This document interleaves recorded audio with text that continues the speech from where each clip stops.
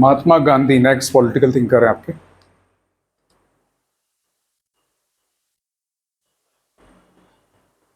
कौन है बताने की जरूरत तो नहीं है। 1869 में पोरबंदर गुजरात में पैदा हुए और इनके फादर भी बड़े आदमी थे। फिर ये बाहर बाहर पढ़ने गए, वकालत की, वापस साउथ अफ्रीका में सत्याग्रह शुरू कर दिया। इंडिया में ऑलरेडी आने के पहले ऑलरेडी इनका नाम हो चुका था। इनकी वजह से ही मास मूवमेंट स्टार्ट हुआ। 3 बड़े मूवमेंट किए इन्होंने, ठीक है।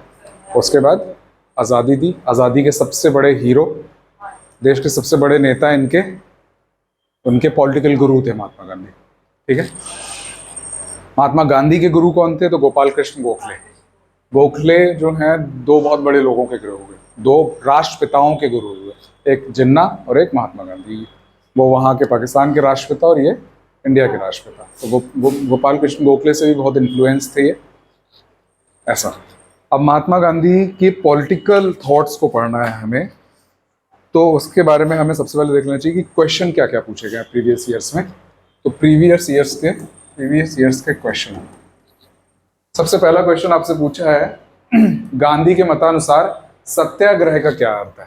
क्या पूछा है? सत्याग्रह क्या है? सत्याग्रह एक्सप्लेन करना है। गांधी की जो सत्याग्रह है उसकी क्या क्या विशेषता है। दूसरा, गांधी जी की नैतिक शिक्षा क्या है नैतिक यानी एथिकल थॉट्स या टीचिंग, नैतिक शिक्षाएं क्या हैं। एथिकल थॉट्स मतलब उन्होंने जो जो बातें बोली उसमें एथिकल वाली उठा के हमको अलग सेग्रीगेट कर लेना। सत्य, अहिंसा, ये सब एथिकल है। सत्याग्रह भी एथिकल है, ट्रस्टीशिप भी एथिकल है, वैसे बहुत सारे हैं। उसके बाद गांधी जी की प्रसिद्ध पुस्तक का नाम। एक बात याद रखना है हमको कि जो थिंकर वाले जो टॉपिक है इनमें 3 मार्कर में आसानी नहीं होती। थॉट्स में 3 मार्कर में क्या पूछोगे, क्योंकि 3 मार्कर में फैक्चुअल क्वेश्चन पूछे जाते हैं ज़्यादातर। तो सबसे आसान होता है कि इनकी किसी की भी थिंकर की बुक्स उठा के पूछ ले, तो बुक्स आपको रट लेनी है। 7-7, 8-8, 10-10 बुक लिखी भाई लोगों ने, और तुम बैठ के रटते रहो। गांधी जी की बुक्स पढ़ लेंगे। तो नेक्स्ट क्या पूछा है? बुक्स। और क्या पूछते हैं? तो एक पूछा है कि गांधी जी के अनुसार अहिंसा क्या है। गांधी जी के अनुसार, हमारे अनुसार नहीं, गांधी जी के अनुसार अहिंसा क्या है। उसके बाद सर्वोदय का अर्थ समझाइए। तो सर्वोदय का कंसेप्ट ही गांधी जी ने दिया था, तो सर्वोदय पूछा है। उसके बाद पूछा है ट्रस्टीशिप की अवधारणा समझाइए। इसको इंग्लिश में भी हिंदी में भी ऐसे ही लिखना है, ट्रस्टीशिप की अवधारणा गांधी जी ने एक्सप्लेन की। गांधी जी का दिया हुआ डॉक्ट्रिन है ये। गांधी जी के द्वारा बताए गए 11 वचनों में से किन्हीं 6 वचनों का उल्लेख कीजिए।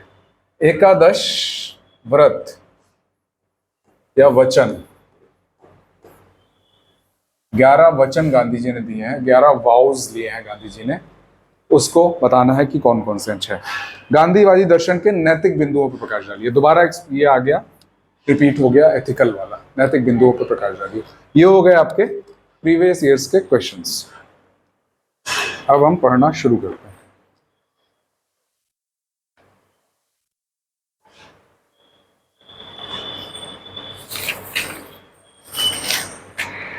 तो वही है कि गांधी जी का पूरा नाम मोहनदास करमचंद गांधी, 2 अक्टूबर 1869 को पैदा हुए। 30 जनवरी 1948 को नाथूराम गोडसे ने गोली मार दिया। जन्म स्थान पोरबंदर गुजरात। पिता का नाम करमचंद गांधी, माँ का नाम पुतलीबाई। ये सब नहीं पूछेगा क्योंकि आपको पॉलिटिकल थिंकर पूछ रहा है, हिस्ट्री नहीं पूछ रहा है।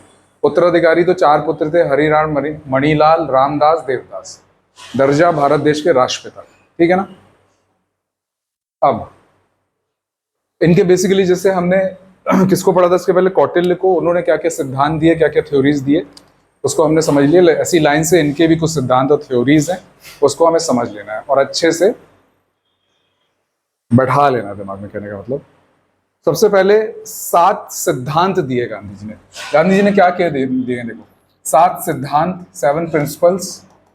उसके बाद 7 इन्होंने 7 प्रिंसिपल्स, 7 सोशल सिंस भी दिए, सामाजिक पाप, 7 सामाजिक पाप भी बताया गांधी ने। 11 व्रत, 11 एकादश व्रत बोलते हैं इनको, या वाउज, कसम खा लेते हैं ना कि ये नहीं करेंगे वो, ठीक है। उसके बाद इनका सर्वोदय देखना है हमको। उसके बाद इनकी थ्योरी ऑफ ट्रस्टीशिप देखना है। ट्रस्टीशिप और फिर जो और पूछा हुआ है, सत्याग्रह, अहिंसा, वो सब इसी इन्हीं में आ जाएंगे सब। फिर इनके क्या रिलेवेंस रहे इनकी थ्योरी के, वो सब। ठीक है, तो सबसे पहले देख लेते हैं गांधी जी के 7 सिद्धांत। क्या क्या 7 सिद्धांत है? तो इजी है, ये दोनों तो हमेशा जोड़े में रहेंगे, सत्य अहिंसा, 2 हो गए। उसके बाद ब्रह्मचर्य, इसी में रख लो इसको भी, इसी जो उसमें रख लो, ब्रह्मचर्य। उसके बाद आस्ते अपरिग्रह। उसके बाद ये दोनों एक साथ हो जाएंगे, ये हो जाएंगे। नेक्स्ट 2 आएंगे, प्रार्थना और स्वास्थ्य, हेल्थ। इसको आप इंग्लिश में भी ऐसे ही लिख सकते हैं, रोमन में, और इंग्लिश में कन्वर्ट भी कर सकते हैं। जैसे अस्ते को बोल देंगे नॉन स्टीलिंग, अपरिग्रह को बोल देंगे नॉन पजेशन। तो अभी एक एक करके इनको अपन एक्सप्लेन कर रहे थे, क्योंकि क्वेश्चन पूछा जा चुका है कि गांधी जी के अनुसार सत्य क्या है। तो गांधी जी के अनुसार सत्य भगवान है। गांधी जी ने कहा कि सत्य इज ट्रुथ इज गॉड। और गांधी जी ने कहा कि सत्य 2 तरह के होते हैं। सत्य जो होते हैं 2 तरह के होते हैं, एक होता है रिलेटिव, सापेक्षिक, और एक होता है एब्सोल्यूट। क्या बोलेंगे इसको? एब्सोल्यूट बोलते हैं ना। एब्सोल्यूट पावर नहीं है आपको, एब्सोल्यूट, रिलेटिव और नहीं, वास्तविक नहीं। कहाँ है मैडम आप, रानी जी, पिछली 2 क्लासेस से? फीवर है कि व्रत है?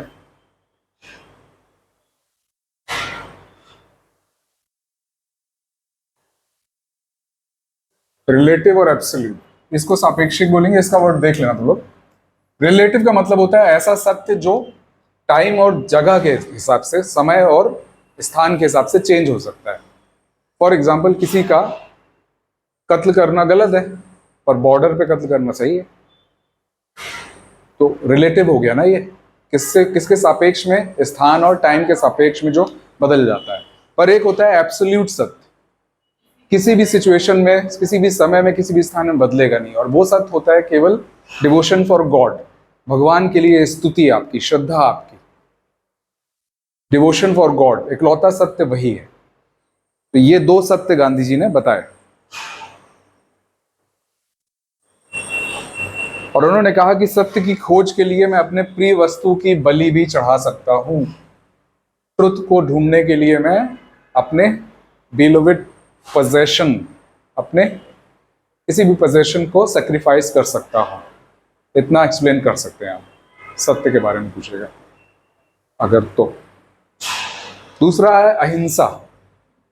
अहिंसा का मतलब क्या होता है? गांधी जी ने कहा, समझ लो यहां पर ना, ये समझना जरूरी है। गांधी जी ने कहा कि अहिंसा, सच्ची अहिंसा तो तब हो सकती है जब मन, वचन और कर्म, किसे किसे, मन वचन और कर्म से हम अहिंसा को अपनाएं। और गांधी जी का कहना है कि ये एक्चुअली पॉसिबल नहीं है। मन वचन कर्म से टोटली अहिंसक हो जाना पॉसिबल नहीं है। हम सांस भी लेते हैं तो कई माइक्रो ऑर्गेनिज्म मार डालते हैं। सांप बिच्छू आ जाएगा तो हमको उसको उठा के फेंकना ही पड़ेगा अपनी जान बचाने के लिए, और उससे सांप और बिच्छू के साथ भी आप अहिंसा कर रहे हैं। तो उन्होंने कहा कि पूरी तरह अहिंसा तो पॉसिबल नहीं है, पर हमको ये कसम खाना चाहिए कि हम बेस्ट पॉसिबल जितना इस अहिंसा की तरफ बढ़ सकते हैं वो बढ़ें। और उन्होंने साथ ही में ये भी कहा, असल में ये उनकी बुक से उठाए गए थॉट से, तो इनको ऐसे कैसे आप लिख सकते हैं। तो उन्होंने साथ में ये भी कहा कि इसी तरीके से अहिंसा में पेरेंट्स जब बच्चों की कुटाई करते हैं तो वो अहिंसा नहीं है, टीचर जब बच्चों की कुटाई करते हैं तो अहिंसा नहीं है, सर जब गाली देते हैं तो अहिंसा नहीं है, वचन की अहिंसा नहीं। ठीक, सर्टिफाइड। तो इतना आपको अहिंसा में लिखना है। क्या लिखना है? मन वचन और कर्म, कर्म से वर्ड, थॉट्स और डीड्स से अहिंसा जब तक ना आप पूरी तरीके से अहिंसक ना हो तब तक आप अहिंसक नहीं। पर ये प्रैक्टिकली पॉसिबल नहीं है। मतलब आपको बुरे थॉट भी नहीं आना चाहिए। ऐसा नहीं कि सब सामने सामने हम तो नॉनवेज नहीं खाते, बुरे थॉट भी नहीं आना चाहिए, ये मतलब है इसका। आगे समझ में अहिंसा क्या है गांधी जी की नजर में, लिख डालो।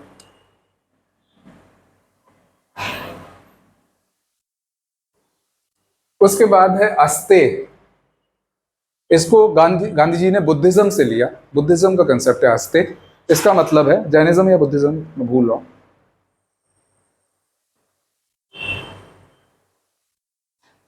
किसी की परमिशन के बिना कोई चीज ले लेना चोरी है। वो तो चोरी है ही, किसी की परमिशन के बिना कोई चीज ले लेना तो चोरी है ही। इसके अलावा अगर आप, किसी ने कोई सामान आपको दिया था और जिस यूज के लिए दिया था उससे ज्यादा उसको यूज कर रहे हो, तो वो भी अस्ते है, वो भी चोरी है। जितने समय के लिए दिया था उससे ज्यादा भी आप यूज कर रहे हो तो वो भी अस्ते है। ऐसा हमें नहीं करना चाहिए, ये गांधी जी ने कहा। अस्ते, अपरिग्रह। गांधी जी ने कहा, इसका मतलब होता है नॉन पोजेशन, जरूरत से ज्यादा सामान को इकट्ठा ना करना। गांधी जी ने कहा जिस तरीके से चोरी कर लेना अपराध है, सिन है, गुनाह है, उसी तरीके से पोजेशन, अपरिग्रह, अब मतलब बेसिक अमेनिटीज, खाना पीना, खाने पीने के लिए जो बेसिक जरूरत है, कपड़े लत्ते और टेबल चेयर से जो बेसिक अमेनिटीज हैं, उसके अलावा वस्तुओं का संग्रह करना, चीजों का संग्रह करना, प्रॉपर्टी बनाना, ये अपरिग्रह कहलाएगा। इसको हमें, ये अपरिग्रह के ऑपोजिट कहलाएगा, उससे ज्यादा वो करना, इकट्ठा करना, ऐसा हमें नहीं करना चाहिए। ये क्या पढ़ रहे हैं हम? 7 सिद्धांत, प्रिंसिपल्स, 7 सिद्धांत। सत्य, अहिंसा, ब्रह्मचर्य, अच्छा ब्रह्मचर्य नहीं बताया मैंने। सत्य, अहिंसा, ब्रह्मचर्य, अस्ते, अपरिग्रह, प्रार्थना, स्वास्थ्य, यहीं रट जाना चाहिए। हाँ? सत्य, अहिंसा, ब्रह्मचर्य, अस्ते, अपरिग्रह की जोड़ी, और उसके बाद प्रार्थना और स्वास्थ्य। लिख लो।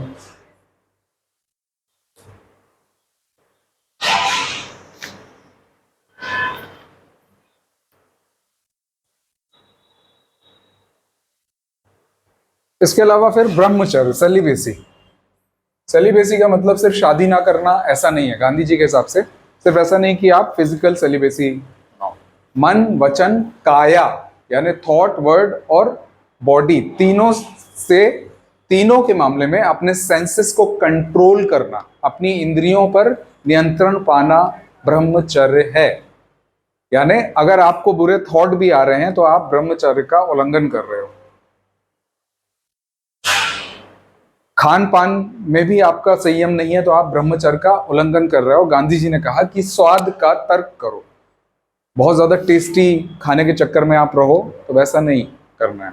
कि मतलब कि गांधी जी का कहना है कि सिर्फ बाहरी अहिंसा नहीं होती, अगर आप बहुत ज्यादा मसाला और तेल मसाला और ये सब मतलब स्पाइसी फूड खा रहे हो तो भी वो अपनी, तो आप अपने बॉडी के साथ अहिंसा कर रहे हो, तो इसका भी आपको त्याग करना है। ब्रह्मचर्य में ये भी आ जाएगा।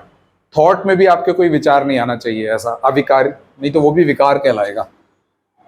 बनावट, श्रृंगार से दूर रहना चाहिए, इसलिए संयमी लोगों के लिए ब्रह्मचर्य आसान होता है। आगे बात समझ में।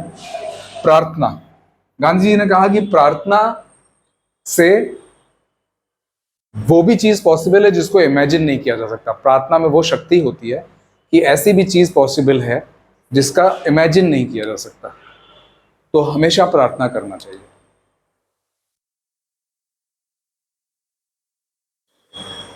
भगवान की स्तुति, भजन, कीर्तन, सत्संग, अध्यात्म, आत्मशुद्धि, इन सब के ऊपर उन्होंने जोर दिया। इसमें से आपको अगर एक्सप्लेन करने को आएगा तो ट्रुथ वाला आएगा, अस्तेय परिग्रह भी आ सकता है, आएगा नहीं, वैसे बुद्धिज्म में पूछेगा वो, ठीक है। सत्य और अहिंसा पूछ सकता है। इसके अलावा स्वास्थ्य, गांधी जी ने अपने स्वास्थ्य पर हमेशा, स्वास्थ्य का हमेशा ख्याल रखा। औषधि के खिलाफ थे, बहुत दवाएं लेने के खिलाफ थे, पर स्वास्थ्य का जो बेस्ट प्रैक्टिसेस हैं वो अपने इसमें शामिल कर दी थी। कभी एक्सप्लेन करने के लिए नहीं आएगा। ये हो गया आपके 7 सिद्धांत। इसमें कोई मुश्किल तो नहीं है? सातों याद हो गए? बोलो। सत्य, अहिंसा, ब्रह्मचर्य, अपरिग्रह, अस्तेय, स्वास्थ्य, प्रार्थना, हो गया। चलो अब नेक्स्ट पढ़ लेते हैं 7 सामाजिक सिंस, सामाजिक पाप या 7 सिंस, सोशल सिंस। 7 सामाजिक पाप गांधी जी ने क्या कहते हैं?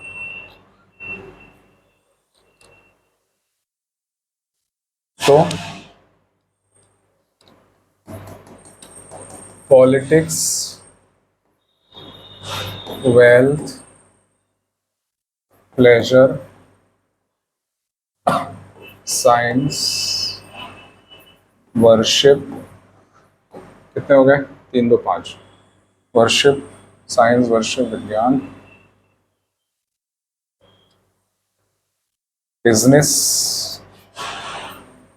और एक और आपका हो जाएगा विज्ञान, वाणिज्य, ज्ञान, आनंद, संपत्ति, राजनीति। क्या क्या लिख लिया? पॉलिटिक्स हो गया, वेल्थ हो गया, प्लेजर, नॉलेज, नॉलेज, नॉलेज मतलब राजनीति, संपत्ति, आनंद, विज्ञान, वर्शिप, पूजा, वाणिज्य, ज्ञान। गांधी जी ने कहा कि किसके बिना राजनीति? मोरालिटी के बिना राजनीति, सिद्धांतों के बिना, प्रिंसिपल्स के बिना राजनीति, सिद्धांतों के बिना राजनीति, परिश्रम के बिना संपत्ति, यानी हार्ड वर्क के बिना संपत्ति, कॉन्शियस कंसाइंस के बिना आत्म, क्या बोलते हैं उसको, अंतरात्मा के बिना आनंद, ह्यूमैनिटी, मानवता के बिना साइंस, सैक्रिफाइस, त्याग के बिना पूजा, मोरालिटी या एथिक्स के बिना, मोरालिटी या एथिक्स के बिना बिजनेस, और कैरेक्टर, चरित्र के बिना नॉलेज। ये सातों पाप है। सीधा सीधा रट लेना है। किसके बिना राजनीति? सिद्धांतों के बिना, प्रिंसिपल्स के बिना पॉलिटिक्स, संपत्ति, किस परिश्रम के बिना संपत्ति, अंतरात्मा के बिना आनंद, मानवता के बिना साइंस या विज्ञान, त्याग के बिना पूजा, मोरालिटी यानी नैतिकता, नैतिकता के बिना बिजनेस या वाणिज्य, और चरित्र के बिना ज्ञान। ये सातों सामाजिक अपराध है। कुछ इसमें नहीं समझ में आने वाली बात आपसे पूछ लेगा कौन से 7 हैं, कोई 3 बताओ 3 मार्कर में। आगे बढ़े। रट गए? रटे ये रट गए? Politics, wealth. देखो पॉलिटिक्स में आए तो हमने वेल्थ कमाए और वेल्थ का आनंद लिया, आनंद लिया। पर और क्या तरीके हो सकते थे आनंद लेने के? ज्ञान प्राप्त कर लेते हम, बिजनेस से यही वेल्थ कमा लेते तो भी आनंद मिल जाता, पूजा से तो उससे ऐसा आनंद ही नहीं किसी में। साइंटिस्ट को किसने आनंद आता है ना? तो ये याद हो जाएंगे तो ये तो फिर कर ही सकते हैं, अपन लिंक बैठा सकते हैं। तो पॉलिटिक्स से क्या आया? वेल्थ, वेल्थ से आया आनंद, आनंद और किससे आ सकता था? वर्शिप से, साइंस से, नॉलेज से, बिजनेस। ठीक है, बन जाएगा। चलो नेक्स्ट। अब पढ़ेंगे हम 11 जो महात्मा गांधी के एकादश व्रत हैं, 11 वाउज, एकादश व्रत। इसमें 5 तो सीधे सीधे वही हैं, सत्य, अहिंसा, अस्तेय, अपरिग्रह, और क्या था वहां पर? सत्य, अहिंसा, अस्तेय, अपरिग्रह, ब्रह्मचर्य। ब्रह्मचर्य एक हो जाएगा, तो ब्रह्मचर्य, ब्रह्मचर्य। ये 5 हो गए वही वाले सिद्धांतों में से। इसके अलावा और क्या होगा? तो गांधी जी ने इसके अलावा बोला शरीर श्रम, यानी फिजिकल मेहनत करना। गांधी जी ने कहा कि लोगों को अपने काम, कुछ ना कुछ काम तो कम से कम खुद करना चाहिए, परिश्रम वाले, भले ही घर की झाड़ू लगाओ। आगे देखेंगे क्यों ऐसा उन्होंने कहा। तो शरीर श्रम, शरीर श्रम, तो श्रम, शरीर श्रम। दूसरा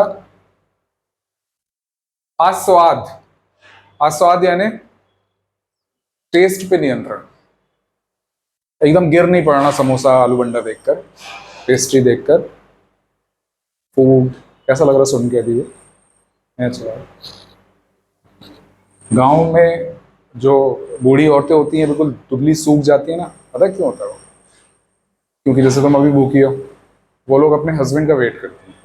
हस्बैंड भाई साहब तो कचौड़ी पकौड़े और चाय चलते रहते हैं दुकान में, आते हैं रात को 12 बजे, और उनके पतिव्रता धर्म है, उनके बाद ही खाना खाना है। तो होता ही है कि बना भी खाना खुद रही हैं।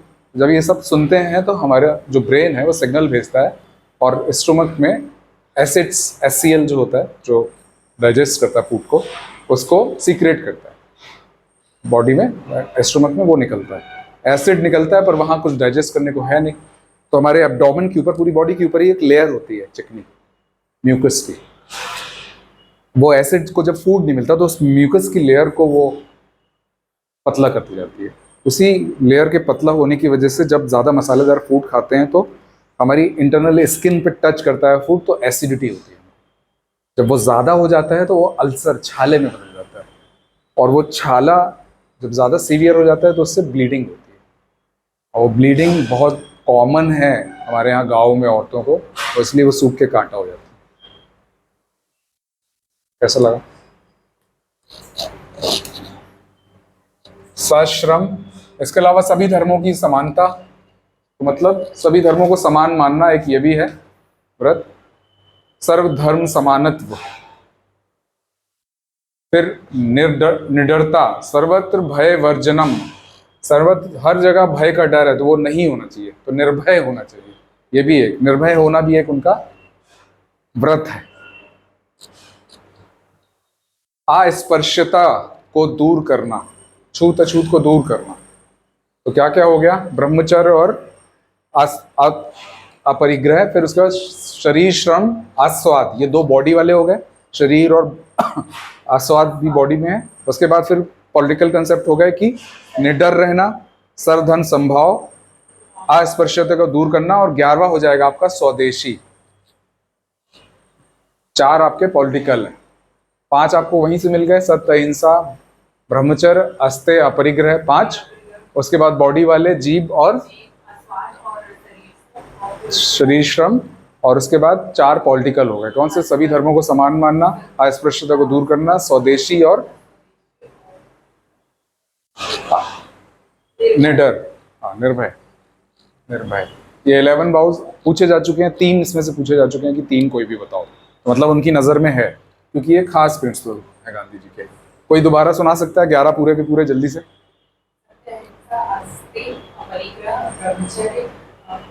ऑनलाइन सुनाओ।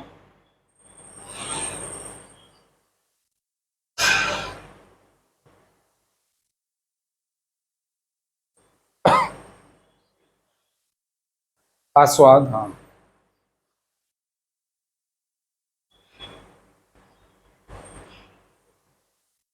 Very good. चलो, तो 3 चीजें निपटा ली हमने। क्या क्या? 7 सिद्धांत, 7 सिंस और 11 वाउस। ठीक है, 11 वचन। अब हम देख, एक चीज देख लो तुम लोग कि गांधी जी किन चीजों से इन्फ्लुएंस्ड हुए, किन चीजों ने उनके ऊपर अपना प्रभाव छोड़ा। तो गांधी जी को सबसे ज्यादा जो इन्फ्लुएंस किया वो चीजें थी, एक तो गीता, उसके बाद जैनिज्म और बुद्धिज्म, ये 3 धार्मिक चीजें हो गई, और बाइबल, क्रिश्चियनिटी से भी इन्फ्लुएंस थे, 4 चीजें। उसके बाद जॉन रस्किन करके एक राइटर थे, उनकी बुक थी जो इन्होंने पढ़ी, जिसका नाम था अनटू दिस लास्ट, और रशियन राइटर थे टॉलस्टॉय। इनकी बुक थी kingdom of God with in you. The kingdom of God is with in you. The kingdom of God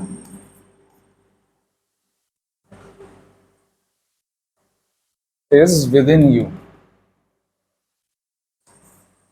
इसमें सबसे ज्यादा जॉन रस्किन की बुक से ये मुतासिर हुए, प्रभावित हुए।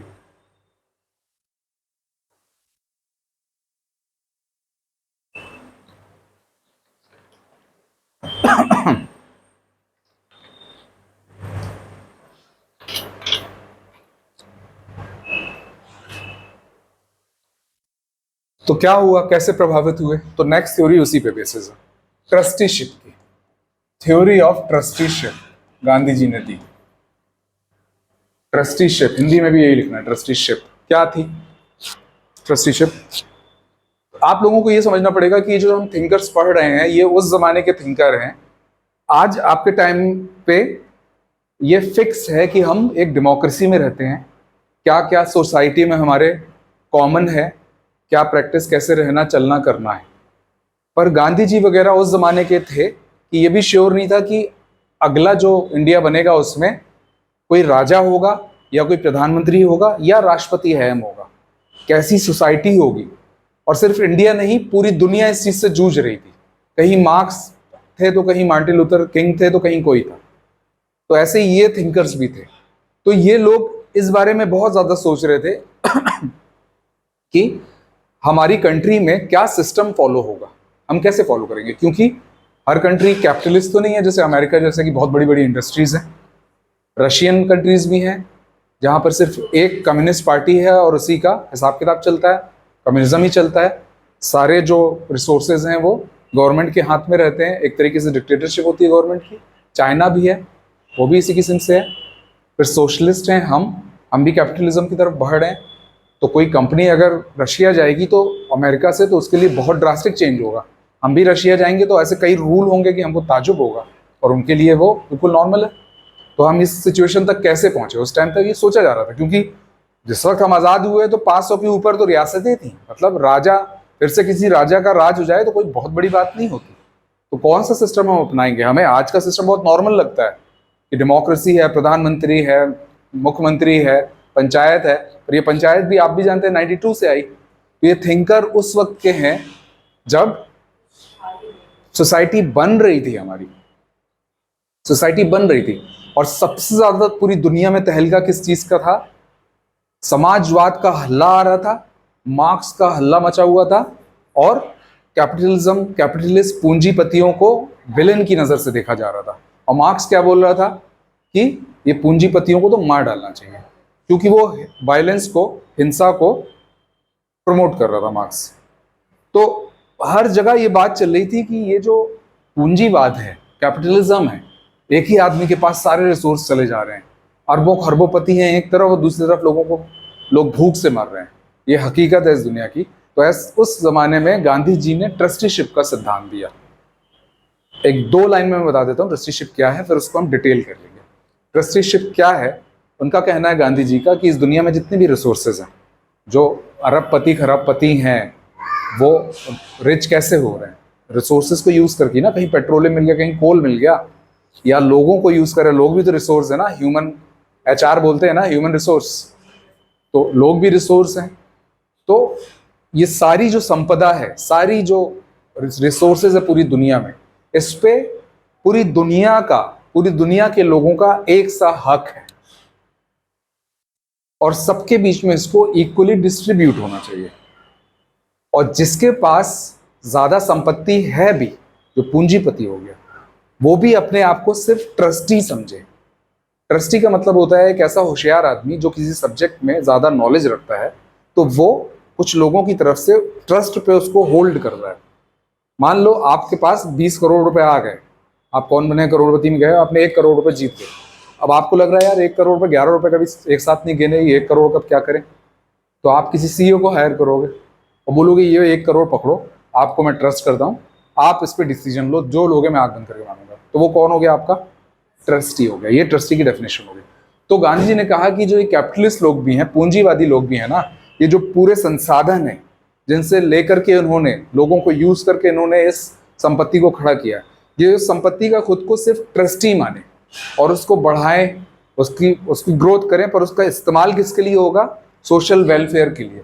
तभी समाज में इक्वालिटी आ सकती है, तभी सोशल वेलफेयर हो सकता है। आज इंडिया की जो प्रेजेंट सिचुएशन है, उसमें देश के 10% लोगों के पास 73% संपत्ति है, ऑक्सफैम की रिपोर्ट इस साल की। तो अगर वो 73% में 10% हो, और 90% लोगों के हिस्से में कितनी आ रही है? 27%। बहुत बड़ा फर्क है। अगर इसको इक्वली डिस्ट्रीब्यूट किया जाए, अगर ये ड्यूटी मान ले पूंजीपति, ये अपनी सोच बना ले कि यही सच है, हम टैलेंटेड हैं। गांधी जी ने पूंजीपतियों का विरोध नहीं किया, पूंजीवाद का विरोध किया, कैपिटलिस्ट का विरोध नहीं किया, कैपिटलिज्म का विरोध किया। फर्क समझ में आ रहा है? उनका कहना है कि वो टैलेंटेड है, उनको आता है पैसे से कैसे पैसा बनाना है, कैसे ग्रो करना है, तो उनको करने दो, पर उसका प्रॉफिट का यूज कहां होगा? जन कल्याण। ये है थ्योरी ऑफ ट्रस्टीशिप। किसी को नहीं समझ में आई तो बोलो। आ गई? अब हुआ क्या? गांधी जी को ये आया कैसे? गांधी जी, ये भी दो बड़े कंसेप्ट हैं गांधी जी के, एक तो ट्रस्टीशिप और दूसरा सर्वोदय। दोनों जॉन रस्किन की बुक अनटू द लास्ट, ये रट लो, जॉन रस्किन की बुक अनटू द लास्ट से इंस्पायर्ड है।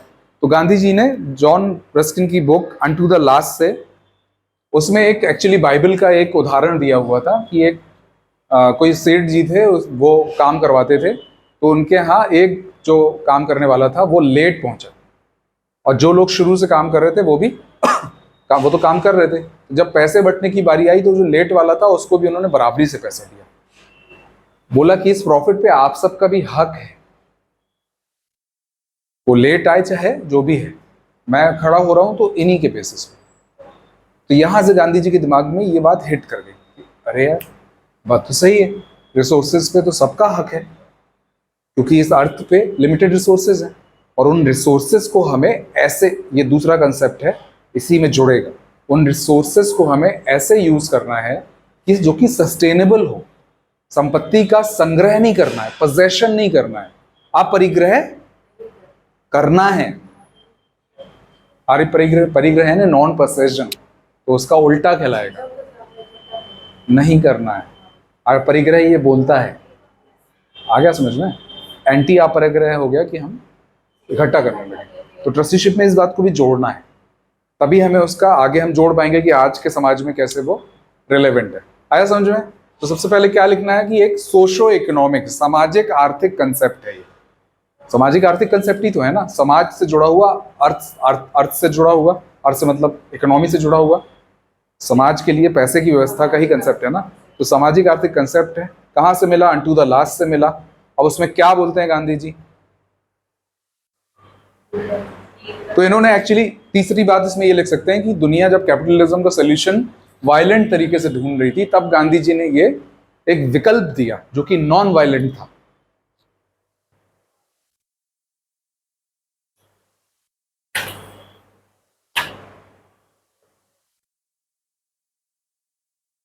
तो उनके इसके हिसाब से जो वेल्दी आदमी होगा, जो रिच आदमी होगा, संपत्ति वाला आदमी होगा, वो ये क्लेम नहीं कर सकता कि पूरी संपत्ति उसकी है, क्योंकि वो बिना लेबर और वर्कर्स के ये संपत्ति खड़ी कर भी नहीं सकता।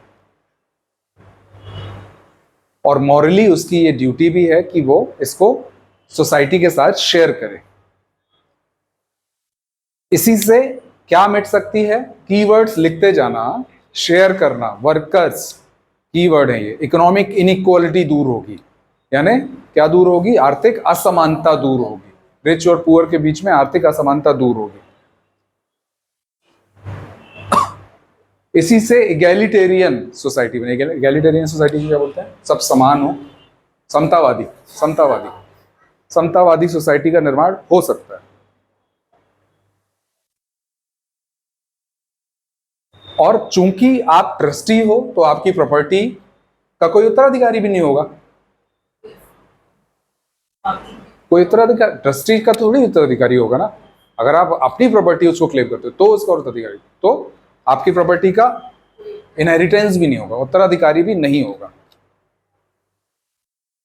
बट ट्रस्टीशिप में वेल्थ सरेंडर करने का कंपल्शन नहीं दिया गांधी जी ने।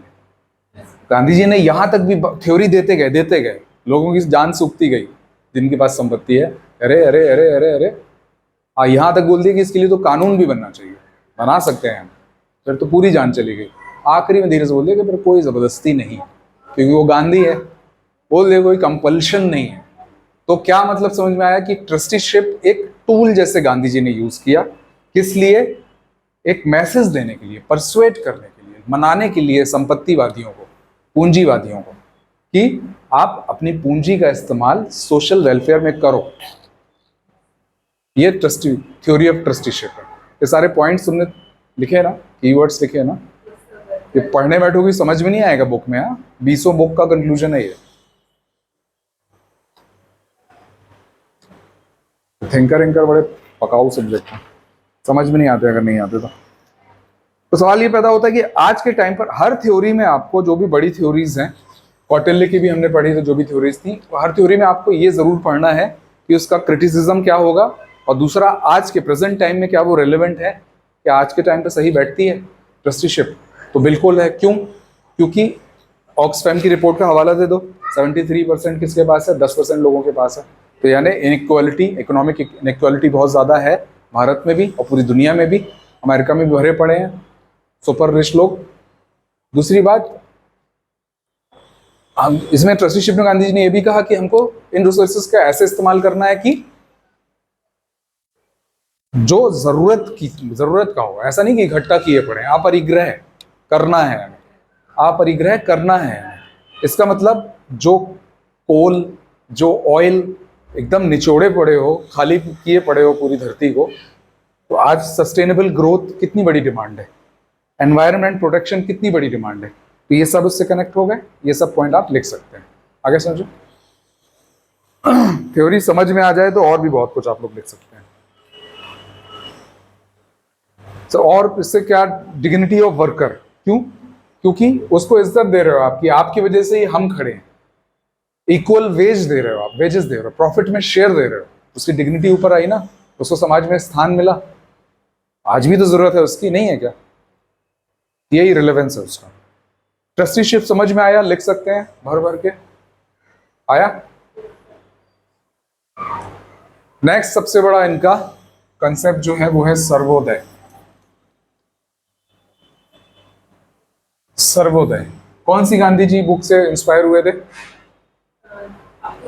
Unto the last, unto this last. ठीक है, किसकी है? जॉन रस्किन की। कहां से मिली इनको ये बुक? जब ये साउथ अफ्रीका में थे और डरबन की तरफ ट्रैवल कर रहे थे, तो इनकी 24 घंटे की जर्नी थी, ट्रेन की 24 घंटे की जर्नी थी। तो गांधी जी के एक दोस्त ने इनको अनटू द लास्ट दिया, अनटू द लास्ट बुक दिया। तो गांधी जी ने कुछ नहीं था करने को, तो निकाल के जो पढ़ना चालू किया, तो गांधी जी सो ही नहीं पाए। इतना डिस्टर्ब हो गए वो उससे कि सो नहीं पाए 24 घंटे। और उन्होंने 3 बातों को हाईलाइट किया गांधी जी ने। उन्होंने कहा इसमें मैंने 3 चीजें पाया, 3 थॉट पाया। पहला थॉट था कि इंडिविजुअल यानी एक आदमी की ही ग्रोथ में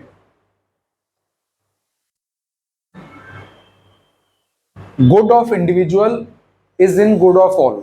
मतलब समझो, गुड ऑफ इंडिविजुअल मतलब एक इंडिविजुअल की, एक व्यक्ति की भलाई भी सबकी भलाई में ही है। तुम सोचो कि मैं अकेला अपना भला कर लूं, वो पॉसिबल नहीं है। पहला थॉट उनको जो इस बुक में मिला। तो good of individual is contained in good of all, सबकी भलाई में। एक व्यक्ति की भलाई भी सभी की भलाई में निहित है। दूसरा थॉट इनको यह मिला कि लॉयर और बार्बर मतलब नाई और जो वकील है, दोनों के पेशों की जो वैल्यू है वो सेम है। मूल्य दोनों के पेशों का, वो वकालत करता है और वो बाल काटता है ऐसे, तो दोनों की वैल्यूज, मूल्य दोनों का सेम है। दूसरा थॉट उनको ये मिला। तीसरा थॉट उनको मिला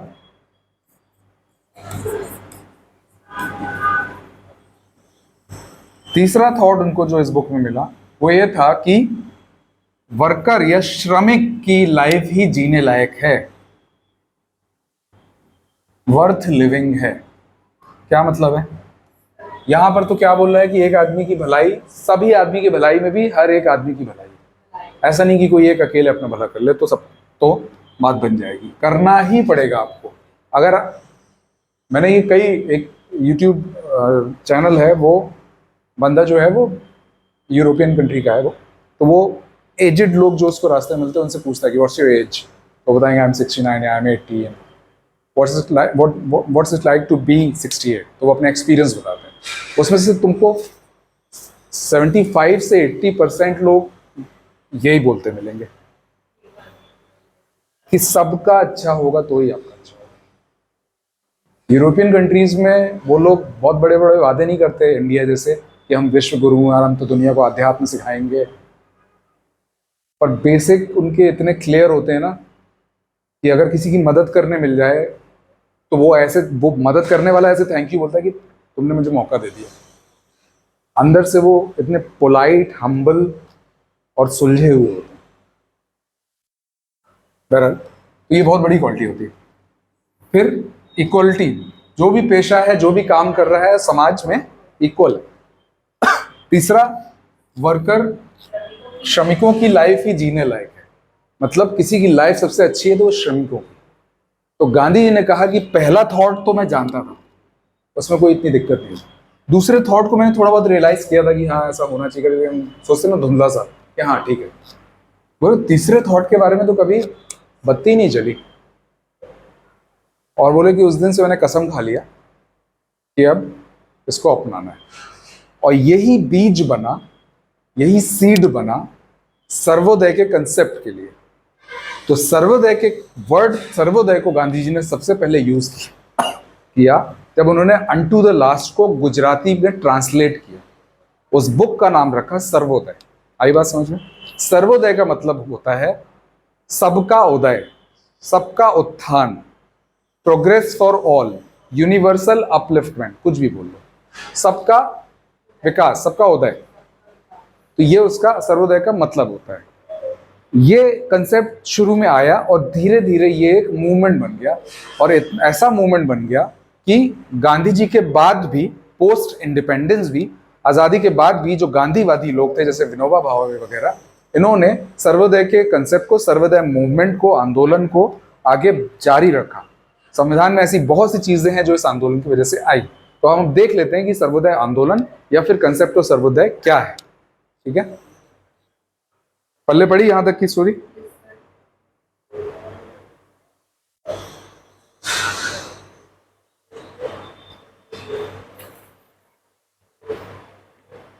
तो एक सर्वोदय, उन्होंने बोला कि एक सर्वोदय से एक्चुअली किस चीज पे बेस्ड है? Simple living, simple living high thinking, simple living high thinking वाले कंसेप्ट पे बेस्ड है। अब इसमें सर्वोदय में गांधी जी के सारे कंसेप्ट आ जाएंगे, ट्रस्टीशिप भी आ जाएगा, हर चीज आ जाएगी। बेसिकली ये क्या बोल रहे हैं, बेसिकली सर्वोदय कैसे हो सकता है ये बोल रहे हैं। वो जो सेल्फ गवर्नेंस है ना, स्वराज, उसके थ्रू सर्वोदय बता रहे हैं। कैसे? गांधी कहने का मतलब ये है कि गांवों को एक छोटा छोटी यूनिट बना दी जाएगी। जो डेवलपमेंट होगा वो गांव के थ्रू होगा।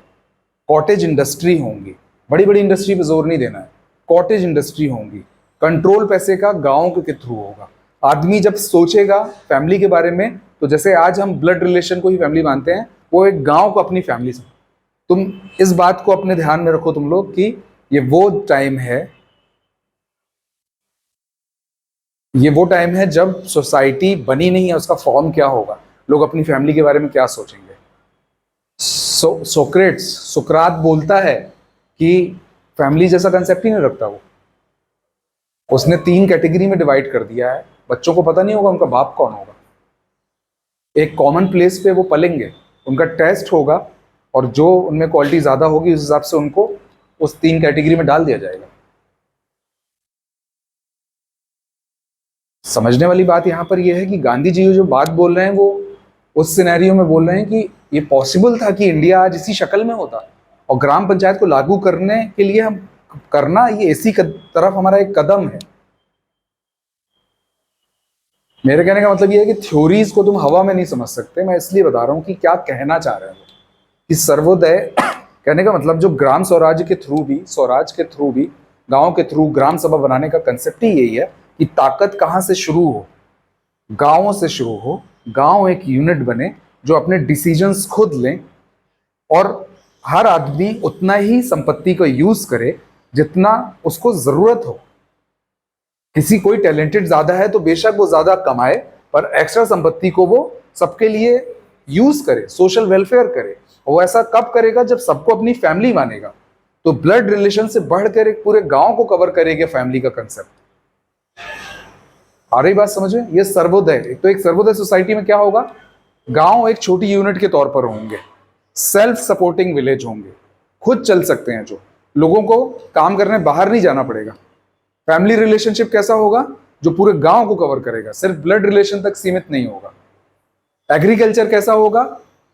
कोई एग्रीकल्चर करता होगा तो कैसा करेगा कि भाई मुझे अपनी पूरी फैमिली को सर्व करना है, पूरी फैमिली यानी पूरे गांव जितने लोग हैं सब कंज्यूम कर सकें, ऐसा करेगा। इंडस्ट्री होगी किस फॉर्म में? कॉटेज में। ताकि सबको एम्प्लॉयमेंट मिले। टैलेंट के बेस पर अगर आप ज्यादा कमा भी सकते हो तो कमाओ, उसमें कोई रुकावट नहीं। क्यों? क्योंकि अगर आप बोल दोगे आप टैलेंटेड हो चाहे जो नहीं हो, आप इतनी कमाओगे, तो आप डिस्करेज हो जाओगे, कोई बड़ा काम करना नहीं चाहोगे। बहुत सारी खोज पैसों के लिए होती है या पैशन के लिए होती है। आप किसी चीज को बढ़ने ही नहीं दे रहे हो तो ऐसा नहीं चलेगा। तो आप करो जो काम करते हो, खूब कमाओ, और पूरी फैमिली का वेलफेयर करना है आपको। तो कोई सेंट्रलाइज्ड अथॉरिटी नहीं होगी, डिसेंट्रलाइजेशन, विकेंद्रीकरण होगा। ग्राम पंचायत से क्या हुआ? यही हुआ ना। पॉलिटिक्स पावर का सोर्स नहीं होगा, बस बल्कि सर्विस करने का, सेवा का टूल होगा, सेवा करने का माध्यम होगा पॉलिटिक्स। कंपटीशन नहीं होगा, प्रतिस्पर्धा नहीं होगी, क्योंकि जब लोगों के बीच में प्रतिस्पर्धा होती है तभी वो अनैतिक रास्ते अपनाने लगते हैं। तो कंपटीशन नहीं होगा एक सर्वोदय सोसाइटी में। Purification of means and and होगा, मतलब साध्य और साधन की शुद्धता। ये पढ़ेंगे अभी हम इस कंसेप्ट को। मतलब हमको जो पाना है और उसको पाने का रास्ता जो है, दोनों प्योर होना चाहिए। ऐसा नहीं कि आज़ादी पाना है तो दो अंग्रेजों को टपका दो। यही तो लड़ाई का मकसद की वजह बनी थी गरम दल और नरम दल में, है ना। तो इतना आएगा आपके सर्वोदय में, समझ में आया? ये इंपॉर्टेंट कंसेप्ट है सर्वोदय।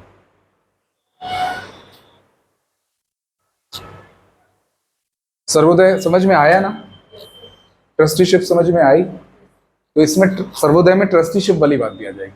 क्यों? जिसके पास संपत्ति है वो बांट रहा है। तो सर्वोदय कैसे आया, क्यों आया, क्या है कहानी, कहाँ से बीज पड़ा, क्या है, लिख सकते हैं। तो वो बुक पढ़ी, ये 3 चीजें पढ़ी तो उनका दिमाग हिल गया। वहां से फिर उसी बुक को ट्रांसलेट किया। तो सर्वोदय का पहली बार नाम का वर्ड कहाँ यूज हुआ? Gujarati translation of unto the last में हुआ। फिर सर्वोदय एक मूवमेंट जैसा भी बन गया। और फिर उसमें क्या क्या है आगे समझो। गांधी जी की बुक्स के नाम लिख लो। पहली book the story of my experiment with truth. The story सत्य के साथ मेरे प्रयोग। हिंदी तुम लोग देख लेना यार, अब हिंदी के नाम लेने का है। The story of my experiment with truth, Hind Swaraj, India of my dreams, और सत्याग्रह इन साउथ अफ्रीका। ये इंपॉर्टेंट बुक्स हैं उनकी। Satyagraha in South Africa.